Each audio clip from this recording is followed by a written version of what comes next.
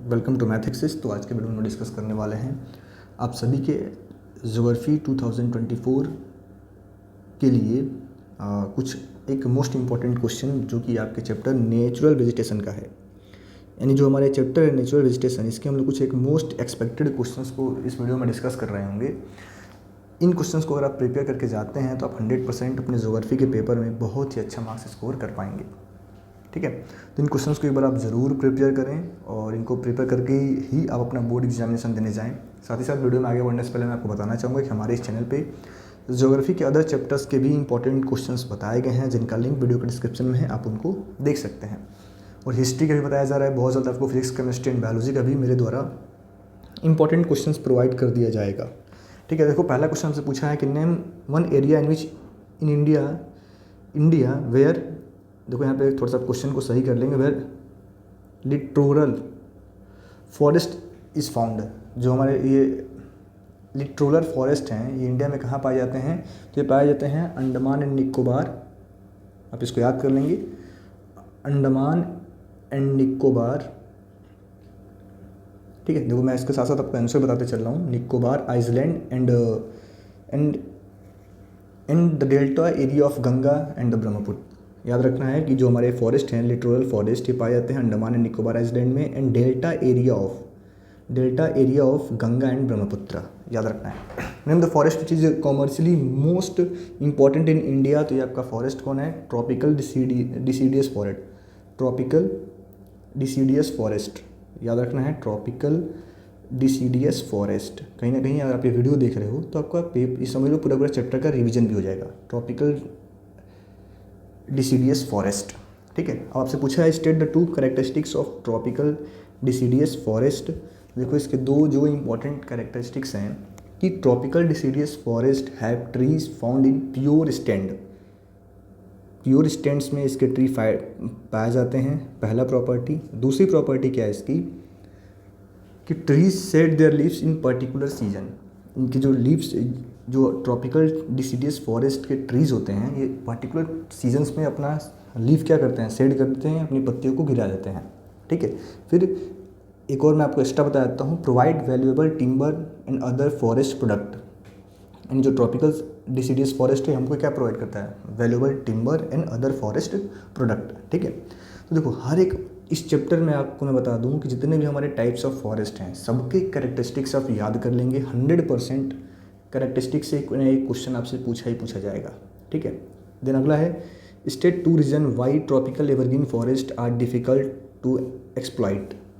ठीक है, this question हमसे पूछा गया है कि आपको दो रीज़न बताने हैं कि क्यों ट्रॉपिकल एवरग्रीन फॉरेस्ट डिफ़िकल्ट हैं एक्सप्लॉइट करने में। तो इसका सबसे बड़ा रीज़न है कि ट्रॉपिकल एवरग्रीन फॉरेस्ट क्या होते हैं? डेंस होते हैं, which make it difficult for accessibility. यानी बहुत ज़्यादा डेंस फॉरेस्ट होता है, इसलिए इसको कट करना, इनको हटाना बहुत मुश्किल है। दूसरा क्या है, जो इसके trees are found in mixed stand dense underground undergrowth hardwood. ठीक है, जो इसके ट्रीज होते हैं वो मिक्स्ड फॉर्म में, मतलब कि बहुत सारे ट्रीज एक पास उग रहे होते हैं, बहुत सारे डिफ़िकल्ट कंडीशन में। तो बहुत डेंस फॉरेस्ट है, इसके वुड को कट करना बहुत ही मुश्किल है। मतलब आप काट तो सकते हो बट क्या कह सकते हो उसको, चलो आपस में सारे क्या होते हैं? उलझे हुए होते हैं, उनको अलग अलग करना थोड़ा सा मुश्किल होता है। ठीक है, इनको आप पढ़ लेंगे। अगला है कि name an area where tidal forest are found. आपको बताना है कि एरिया जहाँ पे टाइडल फॉरेस्ट जो होते हैं वो पाए जाते हैं। तो जो हमारे टाइडल फॉरेस्ट है वो पाए जाते हैं सुंदरबंस इन वेस्ट बंगाल। कहाँ पाए जाते हैं? तो सुंदरबन इन वेस्ट बंगाल में पाया जाता है। देखो अगर आप खुद से याद करते हो थोड़ा सा आपको टाइम लगेगा, बट अगर आप हमारे क्वेश्चन का एक्सप्लेनेशन देख के याद करोगे आप इजीली याद कर पाओगे। ठीक है, फिर आपसे पूछा what are tidal forest, name two typical trees found there. तो टाइडल फॉरेस्ट क्या होते हैं? तो this forest are dense evergreen have trees of varying heights. ये जो हमारे फॉरेस्ट हैं ग्रीन होते हैं और डेंस होते हैं। इनमें जो ट्रीज होता है वो कई सारे वेराइटीज़ की पाई जाती हैं। The trees have no long submerged root underwater and have pores which help them to breathe during high tide.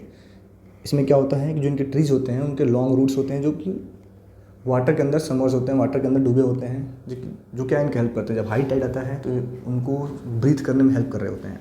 ठीक है, अब जो इंडियन टाइडल फॉरेस्ट है उनको हम क्या बोलते हैं, मैनग्रोव फॉरेस्ट बोलते हैं, और considered as the largest mangrove forest in the world, ठीक है।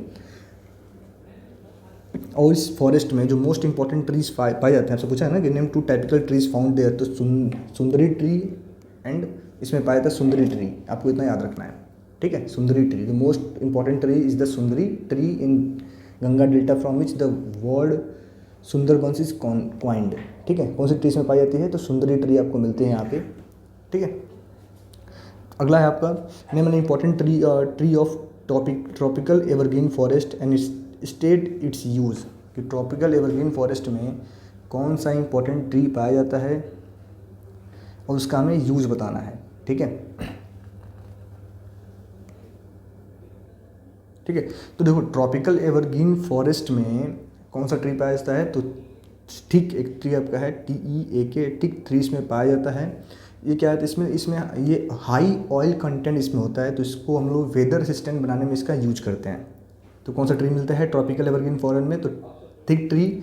और इसमें क्या, इसकी प्रॉपर्टी क्या है कि हाईली ऑयल कंटेंट इसमें होते हैं, बहुत ज़्यादा ऑयली प्लांट होते हैं, तो इनका हम यूज़ करते हैं वेदर रेसिस्टेंट बनाने में। जैसे मान लो कि इसके लिक्विड से हम क्या बना, इस पेड़ से हम क्या बना सकते हैं, तो वेदर रेसिस्टेंट। जैसे आपके घर पे लगता होगा ना कि पानी घर के अंदर ना जाए, ऐसा कोई हम पेंट लगा रहे होते हैं, फिर ऐसा हम कोई एक इक्विपमेंट लगा रहे होते हैं, तो वहाँ पे हम इस टाइप के फॉरेस्ट का यूज करते हैं ऐसे प्रोडक्ट बनाने में, ठीक है। और ये क्या होते हैं, तो ग्रेट वैल्यू ऐसे टिम्बर होते हैं, ड्यूरेबल होते हैं, टफ होते हैं, वेरी हैवी होते हैं, ठीक है। इनको हम यूज़ करते हैं फर्नीचर्स बनाने के लिए, क्योंकि मानो ऐसे हम फर्नीचर्स बना सकते हैं जो कि बारिश में भी काम करेगा, सर्दियों में भी काम करेगा, ठीक है। तो इनका बहुत सारा डिफरेंट यूज होता है, आप इनको अच्छे से एक बार पढ़ लेना, ठीक है। Give an example of dessert vegetation and it's uses, आपको क्या एग्जांपल देना है, तो डिजर्ट वेजिटेशन का आपको एक एग्जांपल देना है और उसके यूजेस बताने हैं। तो देखो आप, जो इसमें हमसे पूछा गया कि give an example of dessert vegetation and it's uses, तो डिजर्ट वेजिटेशन में क्या होता है कि बबूल, डिजर्ट वेजिटेशन का एक एग्जांपल आपका क्या है, बबूल है, ठीक है। और इसका हम यूज कहाँ पे कर रहे होते हैं, तो एक इसके हाई मेडिसिनल वैल्यू होती है, यानी कह लो कि ऐसा प्लांट होता है जिसके यूज़ से आप बहुत सारे मेडिसिन को बना रहे होते हो, इसके हाई मेडिसिनल वैल्यू होती है, ठीक है। ये source of gum and use as इसको हम लोग कैसे, सोर्स ऑफ गम है, इससे हम लोग गम बना रहे होते हैं, ठीक है। And it is use as a firewood and charcoal for boat building, इसको हम यूज़ कहाँ कर रहे होते हैं, देखो बबूल प्लांट एक तो इसकी मेडिसिनल वैल्यू है, इसको हम लोग गम बनाने में इसका यूज कर रहे होते हैं, और इसको हम यूज कर रहे होते हैं फायर वुड एंड चारकोल के लिए फॉर बोट बिल्डिंग में भी इस पेड़ का हम लोग यूज कर रहे होते हैं फायर वुड और चारकोल के पर्पज से, ठीक है। क्वेश्चन नंबर 9 आपसे पूछा है कि name the natural vegetation found in the delta of Ganga river, हमसे पूछा है कि name the natural vegetation found in the delta of Ganga river, तो गंगा रिवर के डेल्टा में कौन सा नेचुरल वेजिटेशन पाया जाता है ये आपको बताना है। तो गंगा रिवर के डेल्टा में कौन सा नेचुरल वेजिटेशन पाया जाता है, तो आपका है mangrove forest, Sundarbans, tidal forest, क्या पाए जाते हैं, तो मैंग्रोव फॉरेस्ट, सुंदरबन पाया जाता है, आपको याद रखना है सुंदरबंस एंड टाइडल फॉरेस्ट, और क्या पाया जाता है, तो टाइडल फॉरेस्ट पाया जाता है कहाँ पे, तो found in the delta of Ganga river. Windward side of the western Ghats पे क्या पाया जाता है, windward sides of western Ghat पे पाया जाता है आपका ट्रॉपिकल एवरग्रीन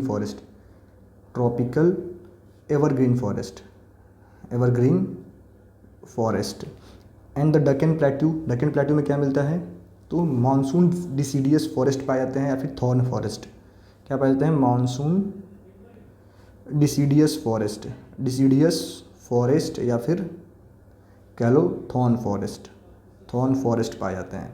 और आप चाहें तो इस इंपॉर्टेंट क्वेश्चंस का PDF वीडियो का डिस्क्रिप्शन में दिया, आप उसको डाउनलोड करके भी खुद से इसको प्रिपेयर कर सकते हैं, ठीक है। देन अगला क्वेश्चन हमारा है a soft and white timber used for making toys and match boxes, इसका नेम आप, ठीक है। पहला क्वेश्चन पूछा हमसे कि soft and white timber used for making toys and match boxes, तो क्या है आपका सेम्यूल, SEMUL, ठीक है। A sweet smelling timber use is yield and oil used for making handicrafts is mahogany. A hard durable timber used for ship building and furniture making is sandalwood, ठीक है। ठीक है। अब आपसे पूछा give one important use of each of the following Sundari trees, sandalwood and rosewood. देखो sandalwood का आप एग्जाम्पल ऐसे दे सकते हो कि hard durable use for ship building and furniture making. Sandalwood आपका क्या होता है, तो ship building and furniture making. सुंदरी, तो सुंदरी आप जो आपका है इसका हम लोग कहाँ यूज कर रहे होते हैं, सुंदरी का, तो सुंदरी का हम कहाँ यूज कर सकते हैं, तो फायरवुड में और बोट बिल्डिंग में। किसमें, तो फायरवुड एंड बोट बिल्डिंग, ठीक है। रोजवुड का हम यूज़ कहाँ कर रहे होते हैं, तो फ्लोर बोट्स में, वैगन पार्ट्स में। किसमें, floor boats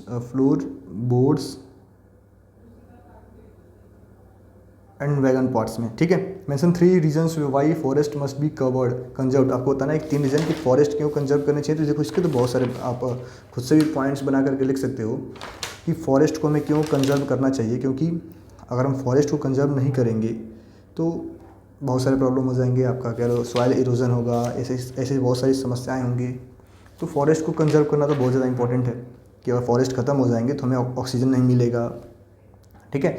to maintain environment stability to check soil erosion and extension of sand dunes in the desert area. तो ये सारे कई सारे रीज़न हैं कि सॉइल को हमें क्यों कंजर्व करना चाहिए।